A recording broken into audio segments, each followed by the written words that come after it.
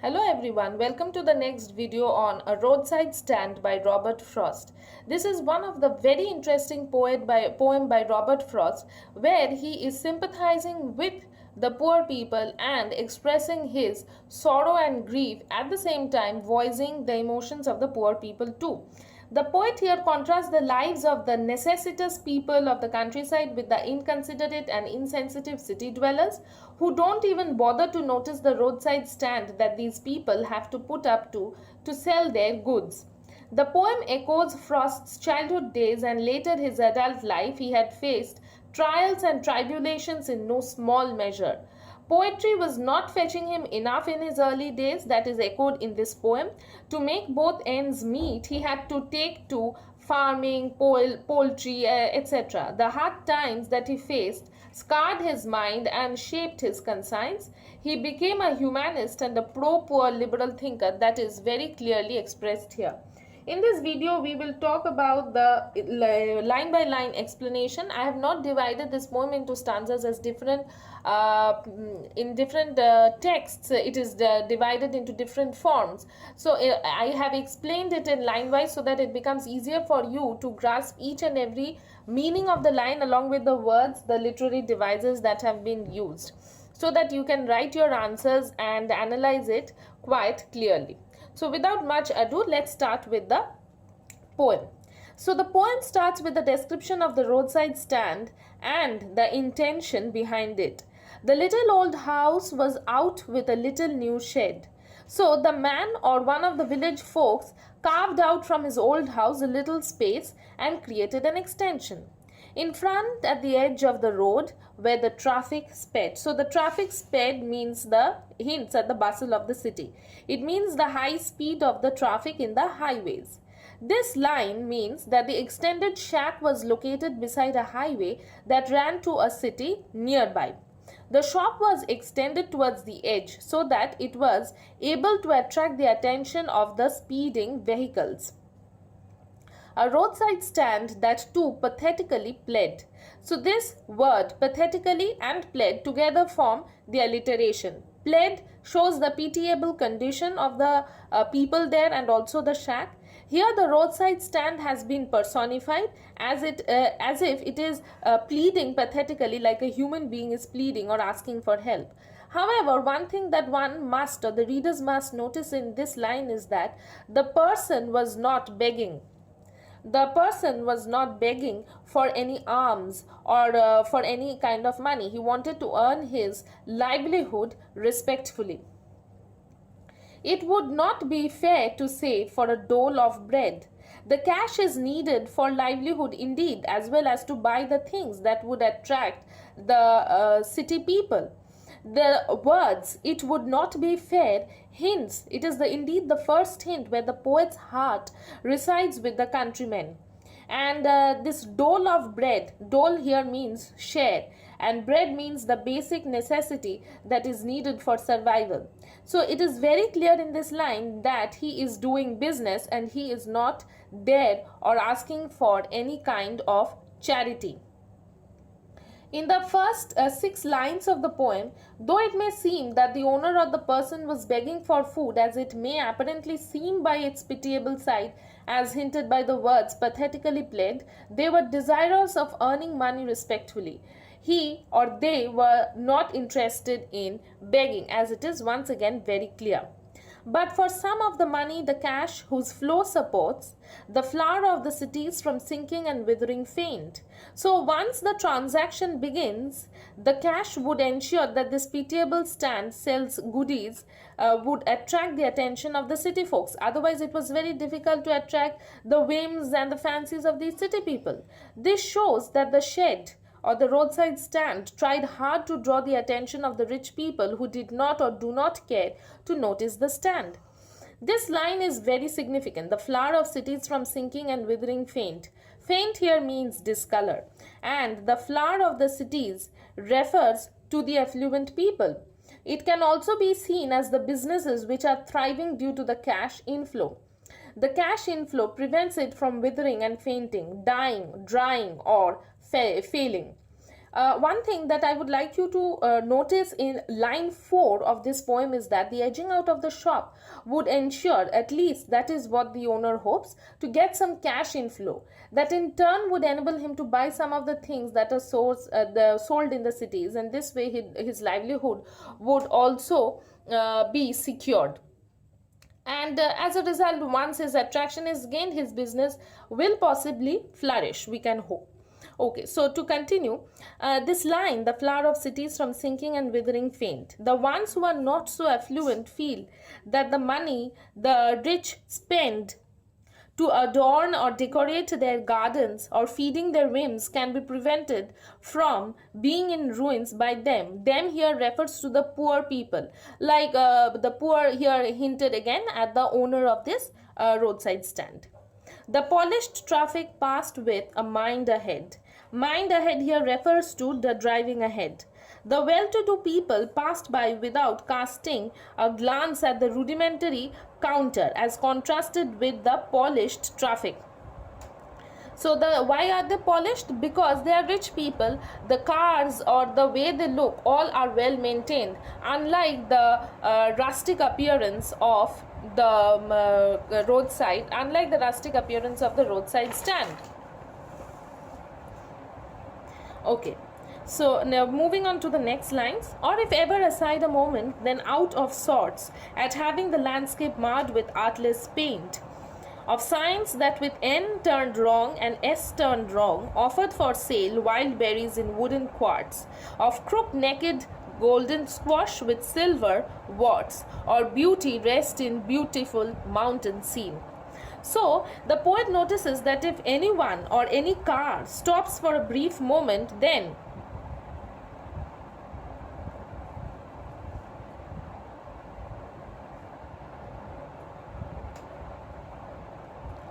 the poet notices that if any one or any car stops for a brief moment, then it is due to the oddness of the structure and the irritation at the paint or the decor, at having the landscape marred with the artless paint. The poor taste of the paint, the color, the decor destroyed the polished beauty of the city landscape, and that is what irritates these rich people who are driving at a fast pace. Of signs that with N turned wrong and S turned wrong, the signboard that marked the name of the shop with the word stand in it was reversed, where the N was placed in the place of the S and S was again reversed in the position of the N. This marks the carelessness of the owners. As it is their business is not flourishing, on top of that, this carelessness on the part of the owners would cost them dear. Offered for sale wild berries in wooden quarts.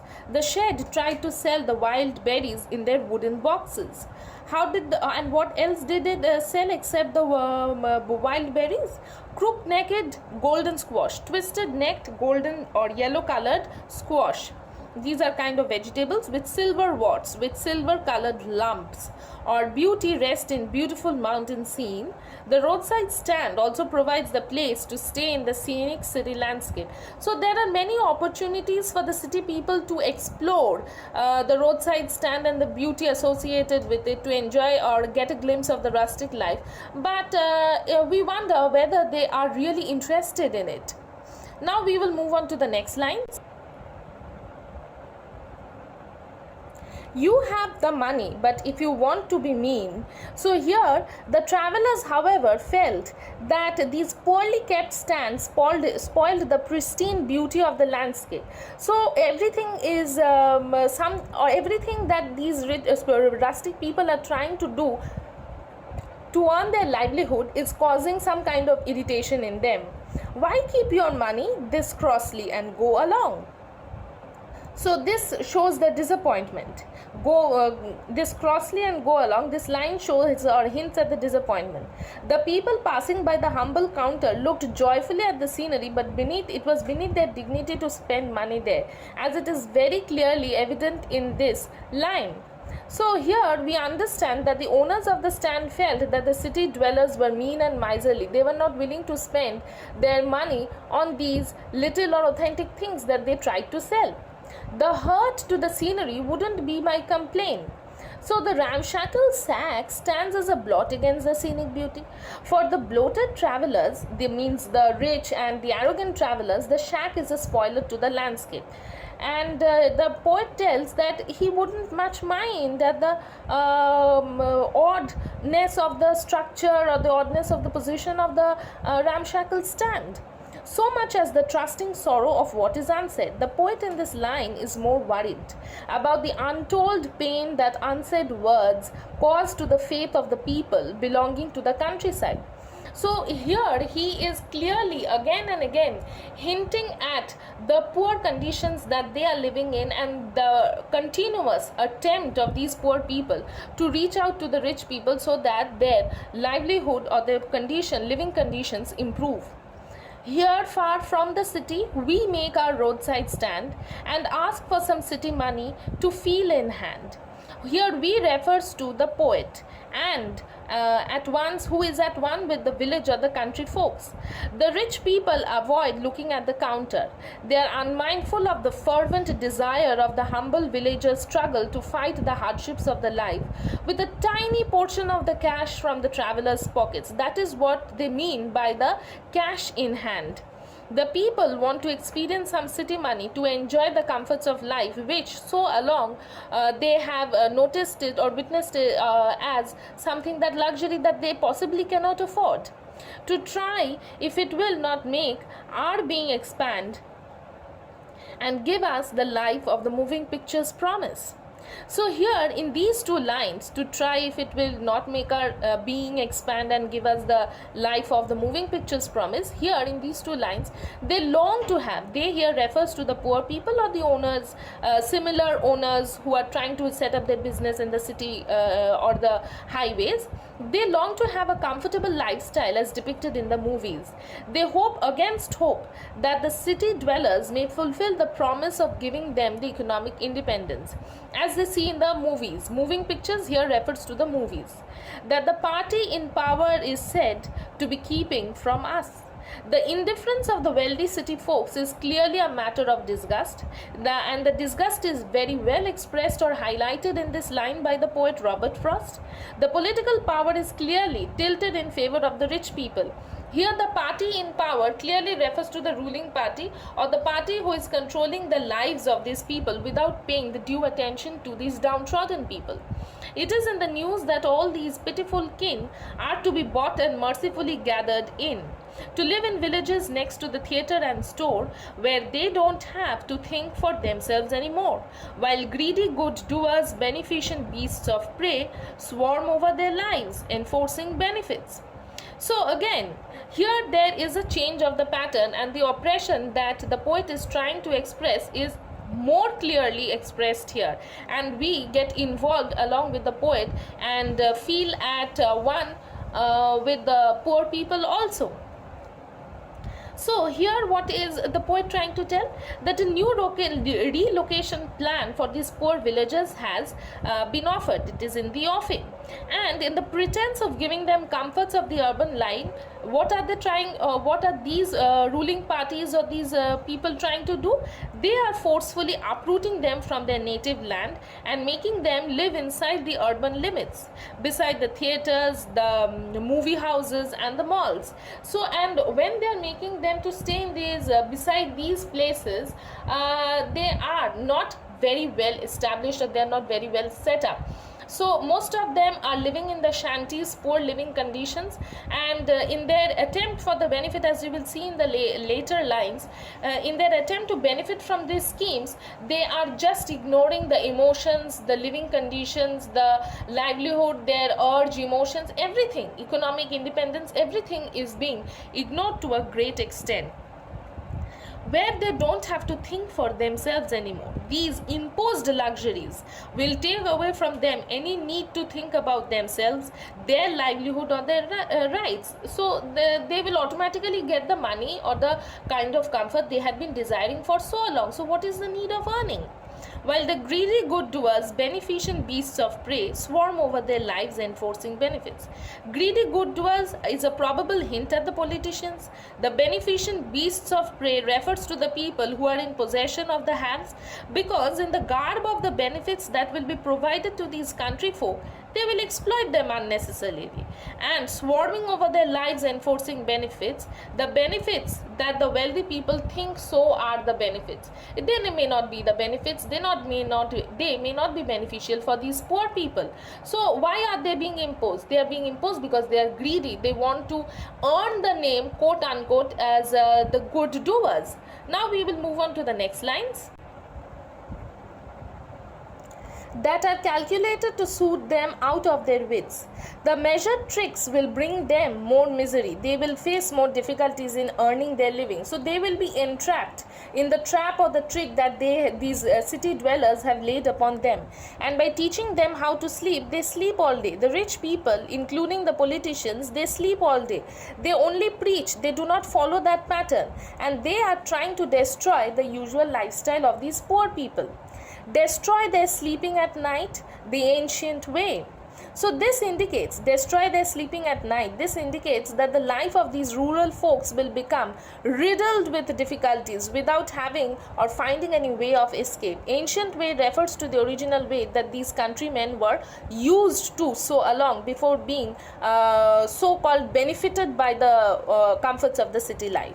On the other hand, the manipulators and the wolves not in the sense of the animals, but the wolves who are trying to benefit by exploiting these people, the wolves in the garb of benefactors will enjoy their lives in the greater luxury. And these people, once downtrodden, will forever remain downtrodden. Sometimes I feel, I here refers to the poet, feel myself, I can hardly bear the thought of so much childish longing in vain. So in these two lines, the poet feels distraught. He knows that he is expecting something that this cruel world essentially cannot deliver. The childish longing here refers to the longing where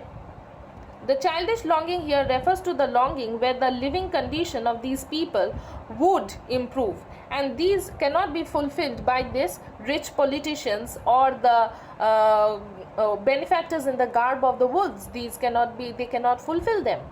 In vain here refers to the uselessness. The thought of so much childish longing in vain. The thought of so much longing here refers to the tone of the resignation.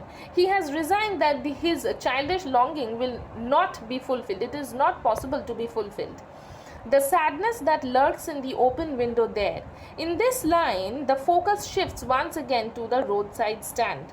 The poor owner looks on through the open window at the roadside stand, once again to the open window of the roadside stand. And what does he do? He looks on expectantly at each and every passing car, hoping that they would stop to make some purchases.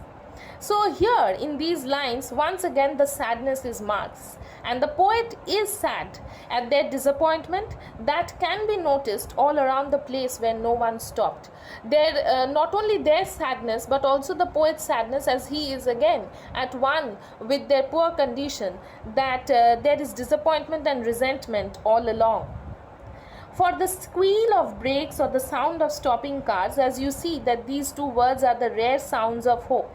That means there probably will be some purchases. Of all the 1,000 selfish cars that pass, here 1,000 refers to the numerous and selfish cars. It is important. This is a personification where the people stop just to fulfill their needs or the whims, just one to inquire what a farmer's prices are.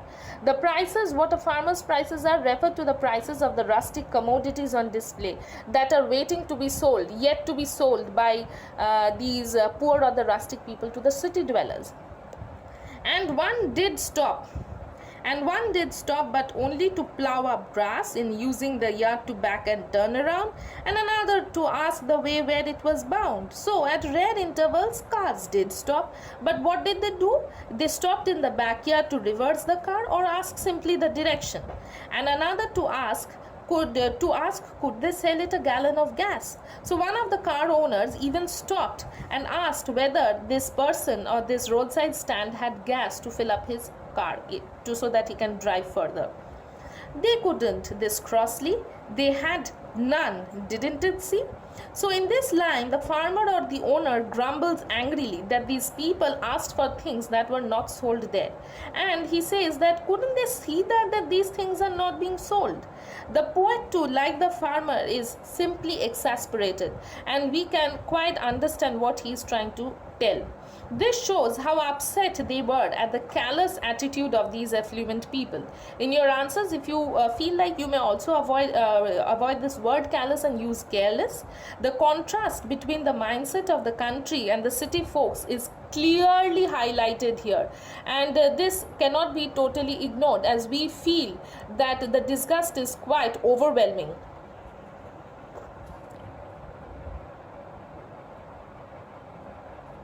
As we head to the final part of the final lines of the poem, you will see some ambiguity and contradiction, but no matter what it is, I will explain this to you and hopefully you will understand it quite clearly. In this final part, the poet bemoans or regrets that despite the enormous wealth of the country and its vast resources of earning, social welfare and concern for the oppressed and the downtrodden in the rural areas have never been in the national agenda. And the spirit to scale new heights and become or make them, these poor people, hereby I mean them, economically independent is missing. The requisite means the necessary lift of the spirit has never been found. That means, or I'll explain this in the next line, or so the voice of the country seems to complain.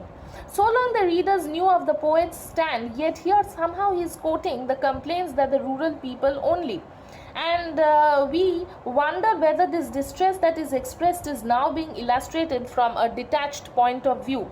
In this line, also the voice of the country seems to complain. This is important as we find that there are two meanings there. We wonder whether the village folks want to be independent, and the second meaning, as you see here, as we read this line, we ask ourselves, is Robert Frost trying to show us that their lack of efforts in becoming economically self-sufficient makes them complain of the economic inequalities? To put these people at one stroke, here one stroke refers to the master stroke of their pain. And in the last in these two lines, I can't help owning the great relief it would be to put these people at one stroke out of pain. Here he remarks quite emotionally and impractically that to remove the sorrow in one master stroke. Here pain refers to the master stroke. And then next day, as I come back into the sane world, I wonder how I should like you to come to me and offer to me gently out of the pain. The following day, when the magic spell of the readers or anyone or the emotions is over, he returns to his senses, the hard realities would return. He asks for help or assistance and wants the readers or anyone to help him in working to relieve him from pain and agony at seeing their distressed condition. So you clearly understand that this poem, though a simple one, the outburst of the emotions is very clearly stated. Go through the poem once. I hope you will like it. If there are any more doubts, feel free to ask. And don't forget to like, share, comment, subscribe at the end of the video if you haven't. Do press the bell icon so that you are notified of the latest update. Thanks for watching. Do stay tuned for the latest update because we will be back soon with yet another video. If you have any doubts, once again I refer, please do mention in the comment section. That's it for today, and happy learning.